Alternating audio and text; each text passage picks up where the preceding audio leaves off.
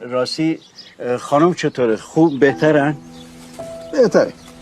بهتر میشه. خب این که انشالله. ولی شما خیلی مردین آقا، این همه سال خسته نشدین. که چی؟ آخه هر کی جای شما بود تا حالا اون دم دستگاه ازش جدا کرده. برو رد کارت، این حرفا به تو نیومده. سرت به کار خودت باشه، به جای این حرفا حواست به نارنجا باشه. بعد اون داستانی که برام تعریف کردی همیشه بهش سر میزنم. آقا خدا رو چه دیدی؟ شاید وقت منم باز شد. نفهمیدم. مگه تو نگفتی زن و بچه داری؟ دارم آقا شمس، ولی احتیاط شرط عقل دیگه. آدم باید یکی رو داشته باشه تو پیری و کوری پرستاریشو بکنه، کاراش انجام بده، به بچهش برسه، بلد باشه یه آمپول چیزی بده. برو رد کارت. برو خجالت بکش از خودت.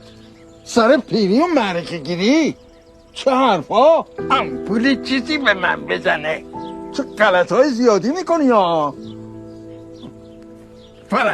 فرج سوپری. چه غلطها گو خوردن های زیادی.